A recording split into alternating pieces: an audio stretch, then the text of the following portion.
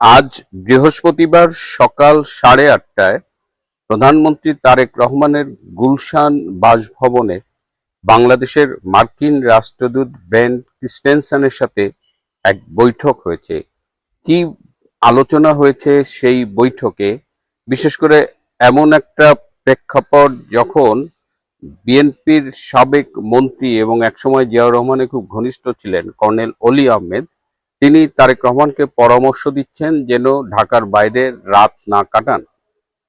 কি হচ্ছে তারেক রহমানকে ঘিরে, কি হচ্ছে তার সম্প্রতি গৃহীত ইন্টারন্যাশনাল পলিটিক্যাল স্ট্র্যাটেজি নিয়ে, এবং রাখাইন স্টেটে আরাকান আর্মির কি অবস্থা বর্তমানে, এই বিষয় নিয়েই আজকে কথা বলবো। শেষ পর্যন্ত সাথে থাকবে। আসসালামু আলাইকুম, আদাব এবং নমস্কার।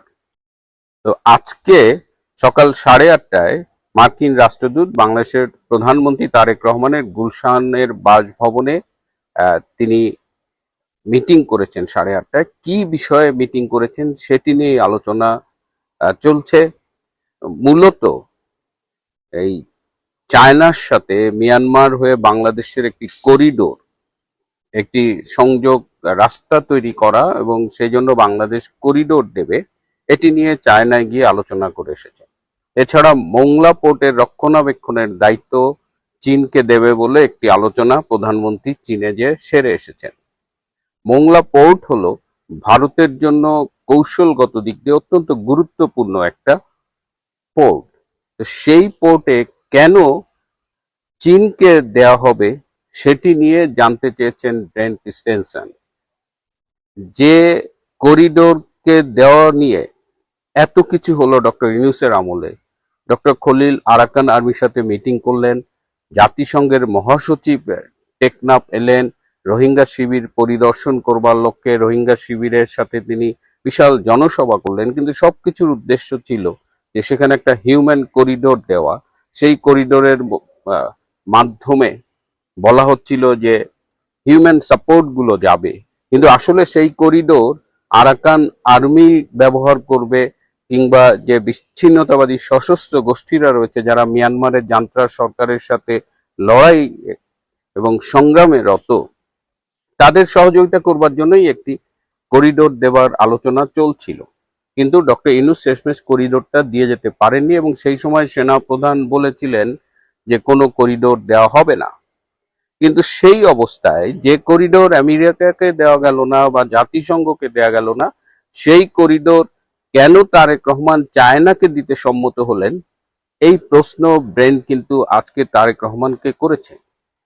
এই যে জিও পলিটিক্যাল সিচুয়েশনে আমেরিকার যে অবস্থান, তারেক রহমানের যে চীন প্রীতি এবং ব্রেন ক্রিস্টেনসেনের যে বাংলাদেশে অ্যাসাইনমেন্টের অন্যতম লক্ষ্য হলো বাংলাদেশের চীনের উপরে প্রভাব কমানো, সব মিলিয়ে কিন্তু একটা জটিল পরিস্থিতির সৃষ্টি হয়েছে। এবং এই অবস্থায় ব্রেন ক্রিস্টেনসেন কিন্তু বেশ কড়া ভাষায় এই প্রশ্নগুলো বাংলাদেশের প্রধানমন্ত্রীকে করেছেন।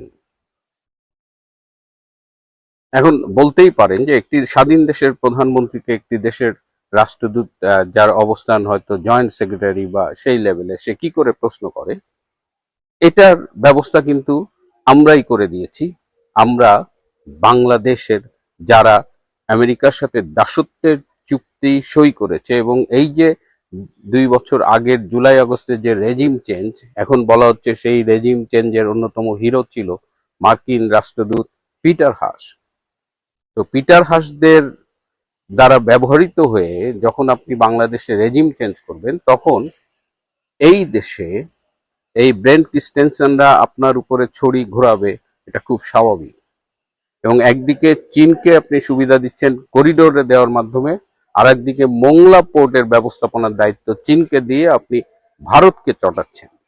ঠিক এমন একটা মুহূর্তে চটাচ্ছেন যখন গতকাল নয়াদিল্লিতে বাংলাদেশের একাধিকবারের নির্বাচিত প্রধানমন্ত্রী শেখ হাসিনার সাথে ভারতের একটি অত্যন্ত গুরুত্বপূর্ণ প্রতিনিধি দল সাক্ষাৎ করেছে, সেখানে একজন মন্ত্রীও ছিলেন। এবং ঠিক তখনই আমরা দেখছি যে ভারতে যে মার্কিন রাষ্ট্রদূত সার্জিও গার্ড, তিনি এক্স হ্যান্ডেলে টুইট করে বলছেন যে একটি ভালো দক্ষিণ এশিয়া গড়বার একদম দ্বার প্রান্তে। তো বাংলাদেশকে এতটা অস্থির রেখে তো দক্ষিণ এশিয়াকে ভালো হিসেবে গড়বার কথা নয়। তাহলে আলোচনাটা আসলে কোন লেভেলে চলছে, পদ্মার আড়ালে কি ঘটছে?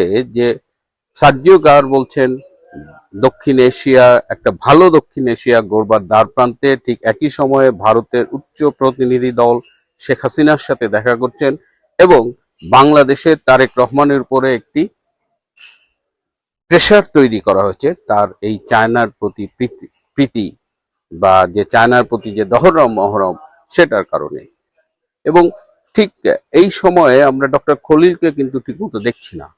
যত জটিলতা, যত মারপ্যাচ, এগুলো কিন্তু খলিলের মাধ্যমেই বাঁধানো হয়েছে। খলিল আমেরিকার হয়ে খেলছে, আবার তিনি চীনে গিয়ে তারেক রহমানের সাথে চীনের সম্পর্ক নিয়ে কাজ করছে। অর্থাৎ অনেকেই এখন বিএনপির বিশেষ করে সিনিয়র নেতৃবৃন্দ ডক্টর খলিলের উপরে ভীষণ ক্ষুব্ধ। তারা মনে করছেন যে ডক্টর খলিল তারেক রহমান এবং বর্তমান সরকারকে বিপদে ফেলছে।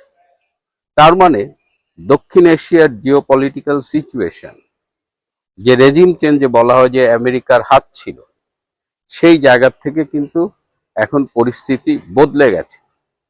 এখন ভারত, আমেরিকা, বাংলাদেশের বিভিন্ন স্টেক হোল্ডার্স, তাদের মধ্যে আলোচনা চলছে এবং এই আলোচনার একটাই লক্ষ্য যে সবাই মিলে এইখানে কি করে মার্কিন ভারতের স্বার্থ সংরক্ষণ করে একটা নতুন বন্দোবস্ত করা যায়, সেই আলোচনায় চলছে।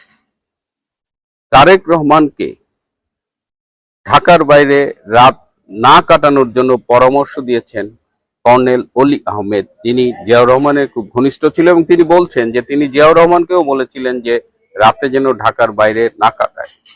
কেন হঠাৎ করে তারেক রহমানের এই নিরাপত্তা হুমকি? এবং আমরা দেখেছি যে তারেক রহমানের নিরাপত্তা সম্প্রতি বাড়ানো হয়েছে।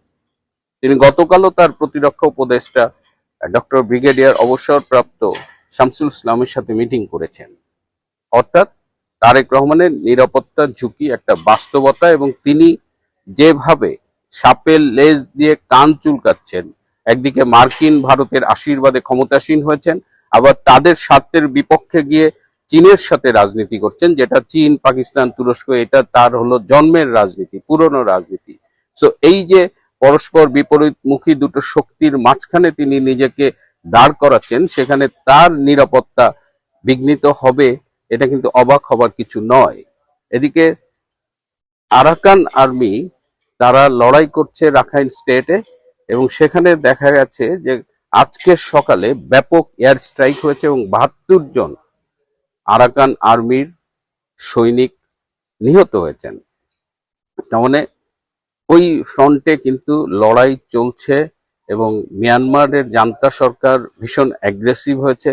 আবার আরাকান আর্মিকে দিয়েও তারা, যারা আরাকান আর্মিকে ব্যাক করছে, তারাও চাইছে যে আরাকান আর্মিকে দিয়ে রাখাইন স্টেটে একটা একটু নাম মাত্র হলেও একটা স্টেট ডিক্লেয়ার করা, স্বাধীন ইন্ডিপেন্ডেন্ট একটা স্টেট বা কান্ট্রি ডিক্লেয়ার করা। তো আরাকান আর্মির ওই সাইডে ম্যাসিভ গন্ডগোল চলছে এবং এই সময়ে নাইক্ষ্যংছড়ি সীমান্তে একজন তুরস্কের নাগরিকের লাশ পাওয়া গেছে। ধারণা করা হচ্ছে যে তিনি সম্ভবত আরাকান আর্মিকে ড্রোনের উপরে প্রশিক্ষণ দিতে এসেছিলেন। ওরা আজ এ পর্যন্তই। ভালো থাকবেন, সুস্থ থাকবেন, তার চেয়েও জরুরি হলো নিরাপদে থাকবেন।